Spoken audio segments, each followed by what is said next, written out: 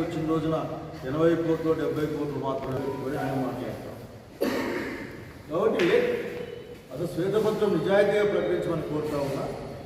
రాష్ట్ర ప్రస్తుత ఆర్థిక పరిస్థితి ఏ విధంగా 20 సంవత్సరాలు 30 సంవత్సరాలుగా ఏ విధంగా 8 లక్షల కోట్ల రూపాయలు అంటే పదుల సంఖ్యలో మటలు జరిగినాయి, పదుల సంఖ్యలో దాడులు జరిగినాయి. అంటే ఇంకా ప్రభుత్వం వచ్చి నెలలు కూడా కాలేదు. జగన్ రెడ్డి గారికి కూడా సేమ్ అడ్వైస్ అయినా ఎట్లా ఢిల్లీ దగ్గర టికెట్లు పెట్టుకొని పోయారు జగన్ రెడ్డి గారు. ఈ రాష్ట్రము అధికారులకు కోర్టులకి మీరు సమర్పించారు. అంతో చట్టంలో జరుగుతుంది చేసినామని అసలు నాయకురాలు సరుకులమ్మ గారు ఆఖరికి మొన్న నీళ్ళు దిగితే దాదాపు ఇక్కడ దాకా వచ్చాయి. దాదాపుగా ఆంధ్రప్రదేశ్ రాష్ట్రానికి భారతీయ జనతా పార్టీ కేంద్ర ప్రభుత్వం చాలా పెద్ద ఎత్తున మేలు చేసిందని మాట్లాడుతూ ఉన్నారు. గౌరవ చంద్రబాబు నాయుడు కూడా మాట్లాడుతూ ఉన్నారు. పవన్ కళ్యాణ్ గారు అయితే మరి ఇంకా ఆఖరికి ఏం ఆగకుండా మరి తనే జాతించే విధంగా మాట్లాడుతున్నారు. నేను ఒక విషయం చెప్పాలనుకుంటున్నా వీళ్ళకి. అసలు మీకు అర్థం ఇప్పటికి కూడా మీకు అర్థం కావడం లేదా బాబు గారు పవన్ గారు? కేంద్రంలో ఉన్నది మీ ప్రభుత్వం, రాష్ట్రంలో ఉన్నది కూడా మీ ప్రభుత్వం. అంటే ఎన్డీఏ నాయకత్వంలో కేంద్రంలోనూ రాష్ట్రంలోనూ ప్రభుత్వాలు ఉన్నాయి. కేంద్ర మంత్రివర్గంలో మీకు సంబంధించిన మంత్రులు ఉన్నారు. కనుక మోడీ గారు మాట్లాడితే ఆంధ్రప్రదేశ్ రాష్ట్రంలో ఎన్డీఏ ప్రభుత్వం ఉందని మాట్లాడతారు. మీరు కూడా ఎన్డీఏ ప్రభుత్వం ఉంది ఇక్కడ కేంద్రంలో మాట్లాడతారు. మరి ప్రభుత్వం మీదైనప్పుడు ఆంధ్రప్రదేశ్ రాష్ట్రానికి ఏ విధంగా తీసుకురావాలి మీరు? ఒకవేళ మీకున్న అనేక మార్గాల్లో మీరు ప్రచారం చేసుకోవచ్చు, కానీ రాష్ట్ర రాజధానికి 15,000 కోట్ల రూపాయలు మేము అప్పుగా ఇప్పిస్తామని, దీర్ఘకాలిక అప్పుగా ఇప్పిస్తామని నిర్మలా సీతారామన్ గారు ప్రకటిస్తే, అంటే మోడీ గారు ప్రకటిస్తే దానికి అలసిపోయేంత వరకు చప్పట్లు కొట్టారు. వాస్తవానికి రాజధాని నిర్మాణానికి గ్రాంట్ రావాలి.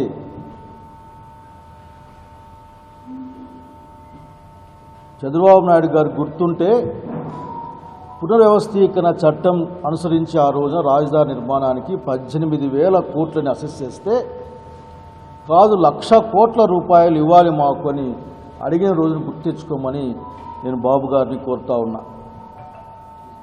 బాబు గారు చాలా సరదాగా లేకుంటే బహుశా నిరాశ నిర్లిప్తతో మాట్లాడ తెలియదు, కానీ ఈ 15,000 ఏం రాకున్నా ఏదో అప్పైనా మంచిదే కదా, 30 సంవత్సరాలకి ఆర్థిక పరిస్థితి బాగుపడుతుంది కదా, అప్పుడు అప్పు తీర్చుకుంటారులే అని చెప్పాడు ఆయన. ప్రభుత్వంలో ఉన్నారు బాబు గారు మీరు. 15,000 కోట్లు, మరి మీరు అయినట్లు 1,00,000 కోట్లలో ఎంత మిగిలితే అంత మీరు గ్రాంట్గా ఈ రాష్ట్రానికి తీసుకొని రావాలి. ఈ రాష్ట్రానికి అప్పుగా ఇచ్చి ఆ అప్పును తీర్చుకోండి, మేము గ్యారెంటీ ఇస్తామంటే ఈ రాష్ట్రం దివాలా తీస్తుందని అనుకుంటున్నారా సీతారామన్ గారు? కాబట్టి చంద్రబాబు నాయుడు గారిని ఒక్కసారి 1 నిమిషం స్థిమితంగా కూర్చొని ఆలోచించి ఈ రాష్ట్రం గురించి ఆలోచించమని కోరుతా ఉన్నాను. అట్లాగే ఏ ఒక్క అంశం కూడా స్పష్టంగా ప్రకటించలేదు. పోలవరం దగ్గర నుండి కూడా, పోలవరం గురించి ఈ ప్రాంతాల వాళ్ళు అట్లాగే మా ప్రాంతంలో మేము కూడా చాలా ఆశ పెట్టుకొని ఉంటాం. ఎంతో కొంత నీరు కృష్ణా డెల్టాలో మిగిలితే ఆ నీరు రాయలసీమకు వాడుకుంటాం కదా అనుకుంటూ ఉంటాం. కానీ మీకు ఒక పారాడాక్స్ చెప్పాలి, మీరు వర్షాల్లో తడిచి ముద్ద అవుతున్నారు. మా జిల్లాలో ఆఖరి ఒక చుక్క కూడా వర్షం పడలేదు. అంటే పట్టిసీమ ఎంత అవసరమో బాబు గారు మీకు మేము గుర్తు చేస్తూ ఉన్నాం. పట్టిసీమతో నువ్వు నీళ్లు పంపిన తర్వాత ఆ లెక్క పక్కన అడగడంలే, పోలవరాన్ని పూర్తి చేయండి, దానికి ఆ రోజు జాతీయ ప్రాజెక్టుగా ప్రకటించే సంగతి మీకు గుర్తు చేస్తూ ఉన్నాను. మీకు మీరే దాని నిర్మాణ బాధ్యతలు తీసుకున్నారు. మీ తర్వాత వచ్చిన జగన్ రెడ్డి గారు దాన్ని మరింతగా పెంచి ఆయన నిర్మాణ బాధ్యతలు తీసుకున్నారు.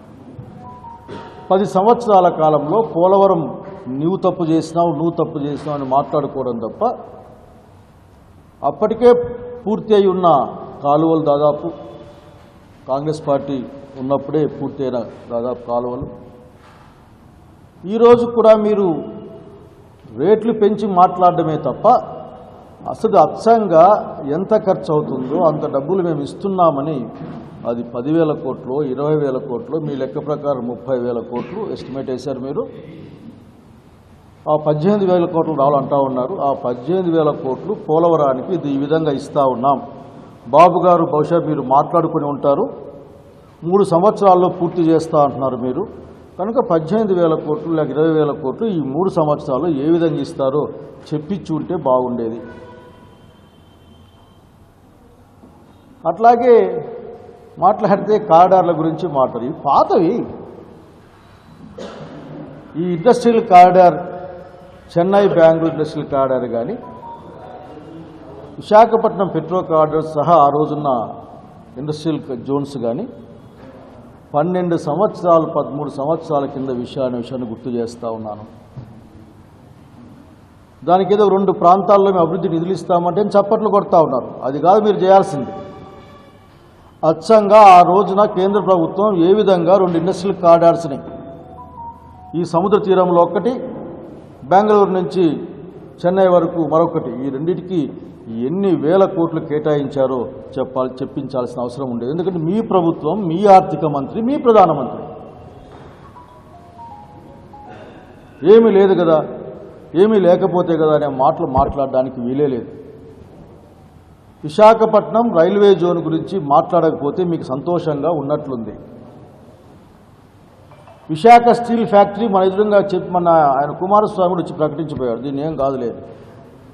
పార్లమెంట్లో నిర్మలా సీతారామన్ గారు విశాఖ ఉక్కు ఫ్యాక్టరీ ఆంధ్ర ప్రజల యొక్క శ్రమ ఫలితం, అది త్యాగ ఫలితం, దాన్ని అట్లాగే కొనసాగిస్తూ ఉన్నాం. దానికి అవసరమైన ఐరన్ ఓర్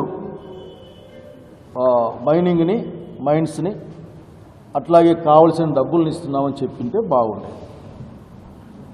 ఇంకో విషయం దాన్ని గమనించాం. అలాంటి వాళ్ళు 50 కోట్ల రూపాయలు రాయలసీమ జిల్లాలకు, ఉత్తరాంధ్ర జిల్లాలకు సహాయం కింద గ్రాంట్ ఇస్తూ ఉన్నాము అని.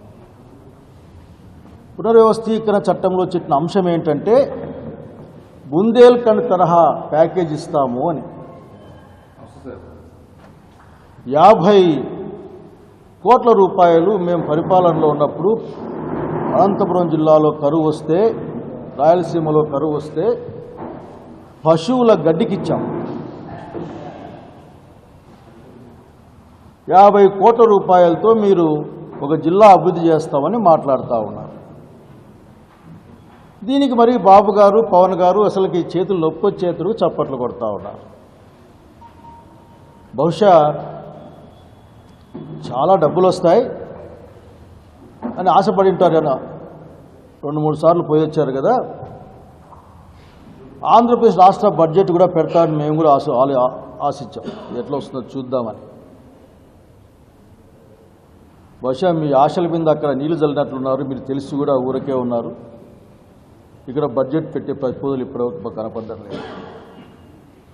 కాబట్టి నేను మీకు చెప్పాల్సిన మాట ఒకే మాట చెప్పాలనుకుంటున్నాను. నేను ప్రభుత్వంలో ఉన్న ప్రతి ఒక్కరికి కూడా మీరు దయచేసి కేంద్రంలో బీజేపీ ప్రభుత్వం ఉందని మీరు వేరు చేసుకుని ప్రజల్ని మోసం చేసే ప్రయత్నం మానేసేయండి. మీ మీద ఆంధ్రప్రదేశ్లో తెలుగుదేశం పార్టీ, జనసేన ఎంపీ సీట్లపైన కేంద్రంలో బీజేపీ నాయకత్వంలోని ప్రభుత్వం ఆధారపడి ఉంది.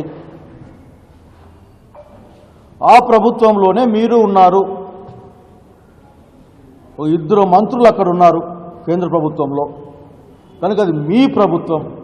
మీ ప్రభుత్వం అంటే మీరు కలిసి ఉన్న ప్రభుత్వం. బాబు గారు, పవన్ గారు, మీ ప్రభుత్వం ఆంధ్రప్రదేశ్ రాష్ట్రానికి అప్పుగా ఇస్తాను, అప్పు తీర్చుకోనని చెప్పింది. మీ ప్రభుత్వం ఈ రోజున విశాఖ ఉక్కు ఫ్యాక్టరీ ఊసే లేకుండా ఊరికే తూతు మంత్రంగా మాట్లాడి వెళ్ళిపోయిన పరిస్థితి చూస్తూ ఉన్నాం. మీ ప్రభుత్వం రైల్వే జోన్ గురించి మాట్లాడలేదు. మీ ప్రభుత్వం ఉత్తరాంధ్ర రాయలసీమ ప్రత్యేక ప్యాకేజీ గురించి మాట్లాడలేదు. మీ ప్రభుత్వం పోలవరానికి ఏ విధంగా పూర్తి అయ్యేందుకు 3 సంవత్సరాల్లో మీరు చెప్పిన మాట ప్రకారం ఏ విధంగా డబ్బులు ఇస్తారో ఆ డబ్బుల వివరాలు మీరు ఇస్తాం చేస్తాం, మాకు ప్రేమ ఉంది, చివరికి వీళ్ళు బహుశా సంతోషమంతా పార్లమెంట్లో 2-3 సార్లు ఏపీ అంటే ఆంధ్రప్రదేశ్ అంటే దానికే విపరీతంగా వీళ్ళు ముచ్చటపడిపోయినట్లున్నారు ఆఖరికి. కనుక మీ ప్రభుత్వం ఈ రోజున మీరు కలిసి ఉన్న ప్రభుత్వం, మీ మీద ఆధారపడ్డ ప్రభుత్వం, కేంద్ర ప్రభుత్వం ఈ రోజున ఆంధ్రప్రదేశ్ రాష్ట్రానికి అన్యాయం చేసింది. కేవలం చూసే వాళ్ళకు మాత్రం ఏదో పెద్ద ఎత్తున ప్రతి రాష్ట్రం మాట్లాడడమే మన గురించి. మీరు తెచ్చేది అప్పు, మీ దగ్గర లెక్కలేమి లేవు. కాబట్టి మమ్మల్ని మోసం చేసే ప్రయత్నం మానేసేయండి. ఇప్పటికైనా మునిగిపోయింది లేదు. సవరించిన బడ్జెట్ అంచనాలు మరీ వేసుకోవచ్చు. గతంలో శాసనసభలో ఉన్న వాళ్ళుగా, అట్లాగే శాసనసభ వ్యవహారాలు చూసిన మంత్రిగా ఆ రోజున నాకు స్పష్టమైన అవగాహన ఉంది. సవరించిన బడ్జెట్ మళ్ళీ పెట్టచ్చు, దాంట్లో పెట్టించండి. బీహార్కి ఇచ్చేది నాకేం బాధలేదు. బీహార్తో పక్కన పెట్టి మనకేదో ఇచ్చాయని చెప్పే ప్రయత్నాన్ని మీరు మానేసేయండి. మీ చేత కాలేదు. ప్రభుత్వంలో ఉండి కూడా నరేంద్ర మోడీ గారి పైన, వారి ప్రభుత్వం పైన, అంటే మీరు వారు అంటున్నారు కాబట్టి నేను మాట్లాడుతూ ఉన్నాను, మీ ప్రభుత్వం పైన మీరు సరైన రీతిలో ఒత్తిడి తీసుకుని వచ్చి ఈ రాష్ట్రానికి మేలు చేసేటివి ఏమీ తీసుకురాలేకపోయారు. అన్నీ మాటలే. దానికి ఇచ్చేస్తాం, దీన్ని దృష్టిలో పెట్టుకుంటాం, మర్చిపోం, అంటే మాకు ప్రేమ. 2-3 సార్లు పవన్ గారి పేరు 2-3 సార్లు సీఎం గారి పేరు మాట్లాడినంత మాత్రం ఈ రాష్ట్రానికి ఒరిగిందంటూ ఏమీ లేదు. దీన్ని ఇంకో విధంగా చూపించే ప్రయత్నం చేస్తూ ఉన్నారు. ఎందుకు ఊరకనే? ఎవరిని మోసం చేద్దామని? బడ్జెట్ పుస్తకాల్లో ఆంధ్రప్రదేశ్ పేరు రాసినంత మాత్రాన ఆంధ్రప్రదేశ్ రాష్ట్రానికి రావాల్సిన అవసరాలు రాకుండా పోతే ఏం లాభం ఉండదు బాబు గారు, పవన్ గారు. నేను మాట్లాడతాను, నేను ఇన్ఫ్లుయెన్స్ చేస్తాను, నా మాట కాదనని పవన్ గారు చెప్పుకుంటుంటారు, ఉప ముఖ్యమంత్రి గారు. మీరు మాట్లాడండి, మాటలు కాకుండా నిధుల్ని తీసుకొని రమ్మని నేను కోరుతా ఉన్నాను. అట్లాగే పునర్వ్యవస్థీకరణ చట్టంలో అత్యంత ప్రధానమైన అంశం ఇప్పటికీ ఇప్పటికీ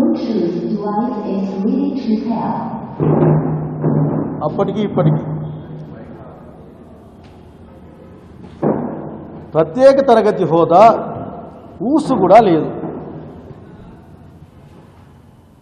బీహార్ రాష్ట్రం ప్రత్యేక తరగతి హోదా ఇమ్మని డిమాండ్ చేస్తూ ఉంది. కానీ ఆంధ్రప్రదేశ్ రాష్ట్రానికి మేము ఇచ్చినామని కేంద్ర ప్రభుత్వం వాగ్దానం చేసింది. అప్పట్లో ఉన్న కేంద్ర ప్రభుత్వం క్యాబినెట్ తీర్మానం చేసి ప్రణాళికా సంఘానికి కూడా పంపింది. ఊసు కూడా లేదు, అడిగేవాళ్ళు ఎవరు లేరు. దానికి అడగమని కోరుతా ఉన్నాం, తీసుకురమ్మని కోరుతా ఉన్నాం. ఆంధ్రప్రదేశ్ రాష్ట్ర ప్రజల పక్షాన నిలబడమని, ఆంధ్రప్రదేశ్ యువకుల పక్షాన నిలబడమని, ఈ రాష్ట్ర సర్వతోముఖాభివృద్ధికి మీకు అవకాశంగా వచ్చిన మీ ఎంపీల సంఖ్యతో మీరు నాన్ కోఆపరేషన్గా ఉంటారో లేక ఒత్తిడి తెస్తారో అది మీ ఇష్టం. సహాయ నిరాకరణ చేయండి, ఒత్తిడి అనేది పెట్టండి. కానీ ఈ రాష్ట్రానికి అంకెలతో కూడిన వాస్తవమైన నిధులు తీసుకురమ్మని, వాగ్దానాలు తీసుకురమ్మని కోరుతా ఉన్నాం. అవును, నేను కూడా నేను చూశాను దాన్ని. అర్థమేంటి? దీన్ని సేమ్ ఇదే. వాళ్ళకి ఆంధ్రప్రదేశ్ అనేది ఈ రోజున ఎంపీలతో అవసరమే కానీ ఆంధ్రప్రదేశ్తో అవసరం లేదు. చివరికి పాలాభిషేకాలు చేసుకునేంత స్థాయి ఆంధ్రప్రదేశ్ రాష్ట్రానికి నిధులు రాకపోయినా, ప్రత్యేక తరగతి హోదా రాకపోయినా బీజేపీ వాళ్ళకి సంతోషంగా ఉంటుంది. 1,00,000 కోట్ల రూపాయలు ఒక రైలుకి పెట్టారు గుజరాత్లో 4 సంవత్సరాల క్రితం, ఒక రైలుకి. కాబట్టి స్నేహితులారా, బీజేపీ వాళ్ళ మాటల్లోనే ఆ వ్యంగ్యం, వెక్కిరింపు అంతా కనిపిస్తూ ఉంది. నేను బాబు గారికి చెప్పేది ఒకటే, మీరు దేనికోసం కలిసి ఉంటారో మీరు ఆలోచించుకోండి. ఫస్ట్ కలిసి ఉంటే సాధించుకొని రమ్మని నేను కోరుతా ఉన్నాను.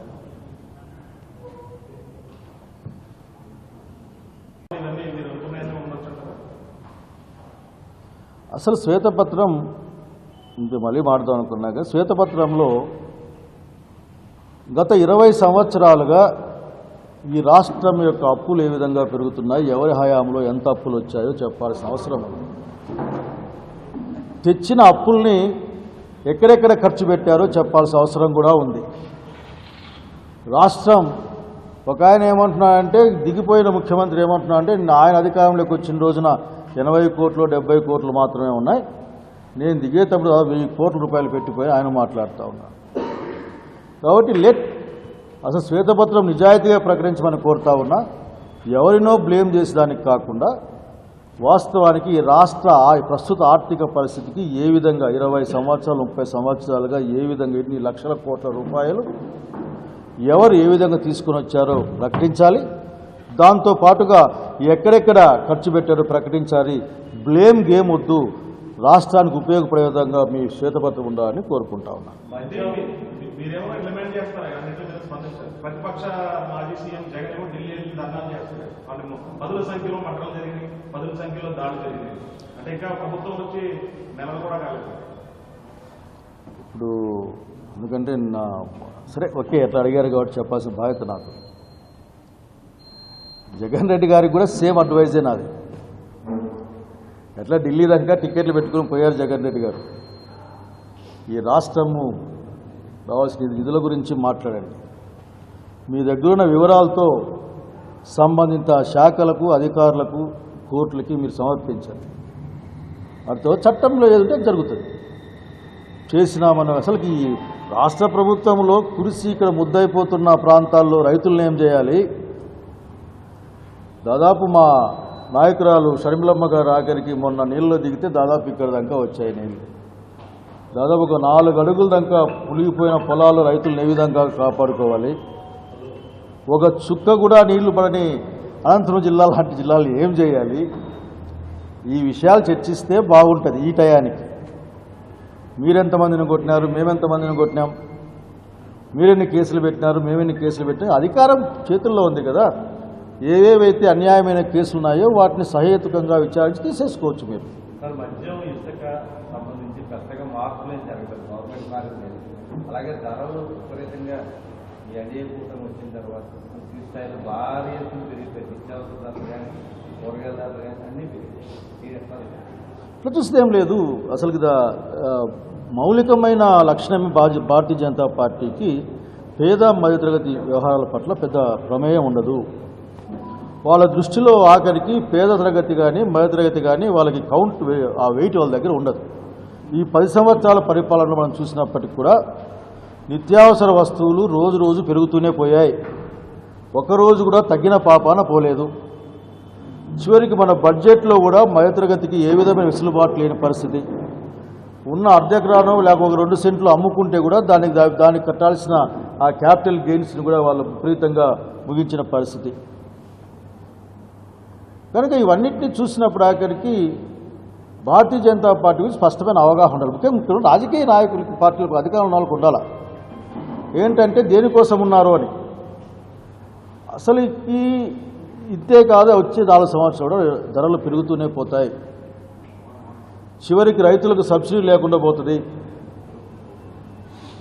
మొత్తం బడ్జెట్ గురించి మాట్లాడుకోలేదు కానీ అది ఎన్ఆర్జీఎస్కి మీ దగ్గర నిధులు పెంచింది లేదు, ఏం లేదు.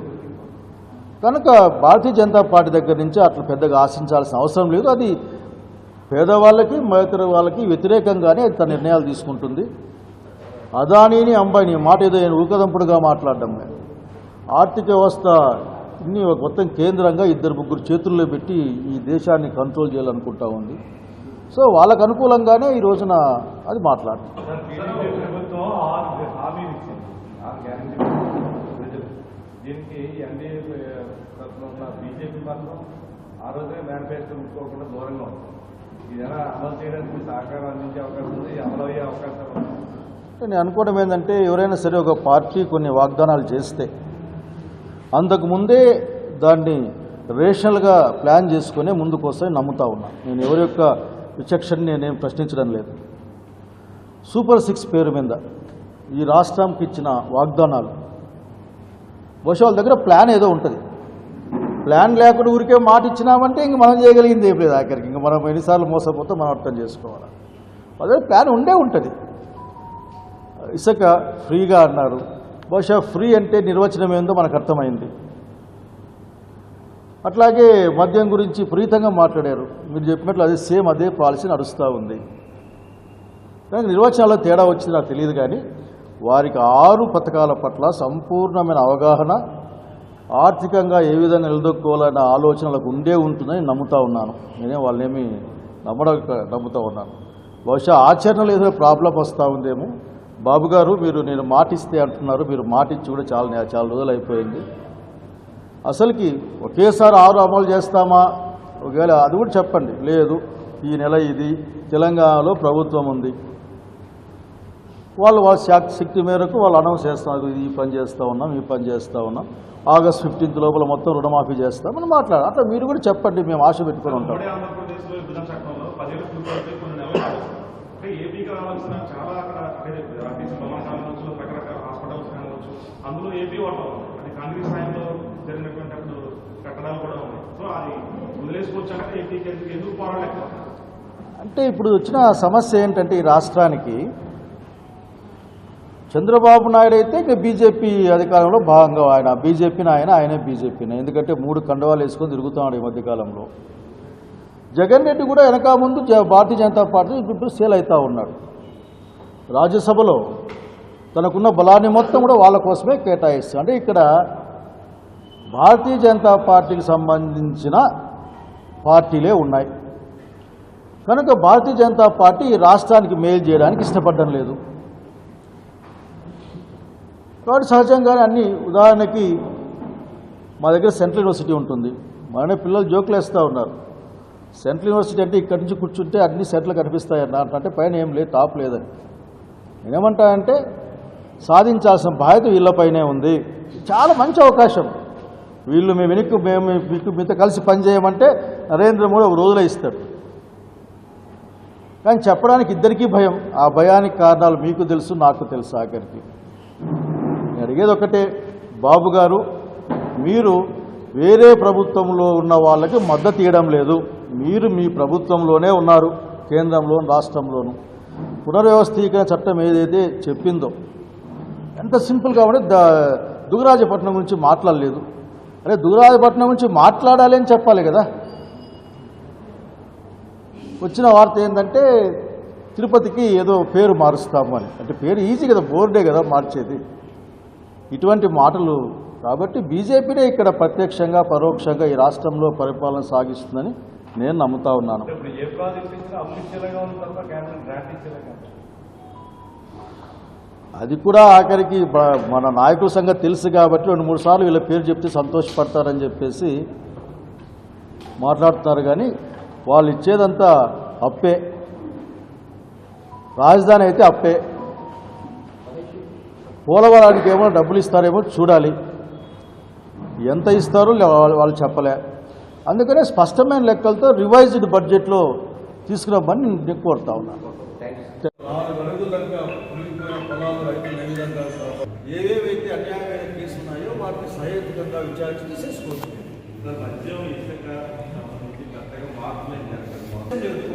అసలు మౌలికమైన లక్షణం భారతీయ జనతా పార్టీకి పేద మధ్యతరగతి వాళ్ళ దృష్టిలో ఆఖరికి పేద తరగతి కానీ మధ్యతరగతి కానీ వాళ్ళకి కౌంట్ ఆ వెయిట్ వాళ్ళ దగ్గర ఉండదు. ఈ 10 సంవత్సరాల పరిపాలన మనం చూసినప్పటికీ కూడా నిత్యావసర వస్తువులు రోజు పెరుగుతూనే పోయాయి. బడ్జెట్లో కూడా మధ్యతరగతికి ఏ విధంగా వెసులుబాటు లేని పరిస్థితి. ఉన్న అర్ధగ్రామం లేకపోతే 2 సెంట్లు అమ్ముకుంటే కూడా దానికి కట్టాల్సిన ఆ క్యాపిటల్ గెయిన్స్ కూడా వాళ్ళు విపరీతంగా ముగించిన పరిస్థితి. ధరలు పెరుగుతూనే పోతాయి. చివరికి రైతులకు సబ్సిడీ లేకుండా పోతుంది. మొత్తం బడ్జెట్ గురించి మాట్లాడుకోలేదు కానీ వాటి దగ్గర నుంచి అంత పెద్దగా ఆశించాల్సిన అవసరం లేదు. అది పేదవాళ్ళకి మధ్యతరగతి వాళ్ళకి వ్యతిరేకంగానే ఇంత నిర్ణయాలు తీసుకుంటుంది. ఆర్థిక వ్యవస్థ అన్ని కొత్త కేంద్రంగా 2 చేతుల్లో